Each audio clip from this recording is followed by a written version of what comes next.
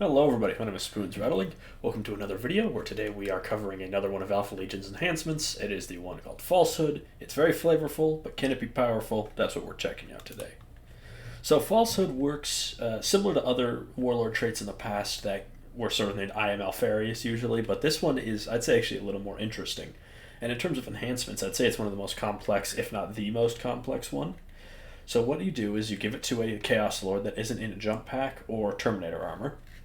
Then, at the start of the battle, they start in reserves, but at the end of any of your reinforcements phase, you can select one Legionaries or a chosen unit that doesn't have a attached character already. You can destroy one model of your choice in that model, then place the Lord where that model was or as close as possible. It can only be in engagement range if the model was before, and also he is now the attached character of that leader. So this allows you to choose where your Lord pops up and in what model he will replace, though that is the cost, is you have to replace one of your models. But I don't think that's necessarily the end of the world, and I'm going to tell you why and how I would recommend you use this. So the way I would use this is, say you have a few squads of Legionaries running around. You're going to build them for melee, obviously, because there's not a lot of reason to build them for range, unfortunately, given their very awesome ranged weapons. But you can include in that unit, one of them can take a special or heavy weapon, and for example, a las cannon is probably what I would take, just for a off chance that you could, really damage a light vehicle or chip a medium vehicle.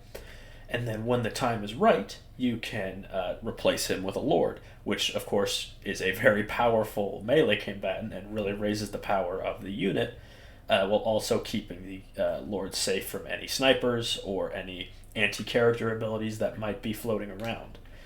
This also allows for your opponent to not know where this Lord is going to show up. This can, of course, play more so into the mind games part of Warhammer 40k, where if they don't know where your Lord's going to pick up, it's harder to focus on just one unit, because even if they destroy an entire unit of Legionaries, they could still show up somewhere else on the field, while also allowing your Lord to show up in really inopportune places. Say if a unit of Legionaries manages to slip onto the flank, then this guy could swoop around from the back and really start to mess things up, because a Chaos Lord hits really hard in melee, as well as the squad he's leading.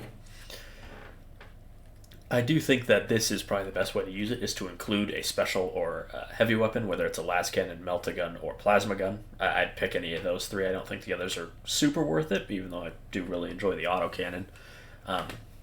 Just having a single las cannon shot, even if it's slightly inaccurate, is, I'd say, a fine trade-off, and allows your unit to more effectively chip into anything across the board, as well as having a lot of melee threat. This is, of course, what I would say is the best way to use it, but there's other ways you can use it. You can use it with Chosen, which I don't think is as powerful, because Chosen don't really have the same sort of melee range weapon system, and their melee profiles are much better than Legionaries.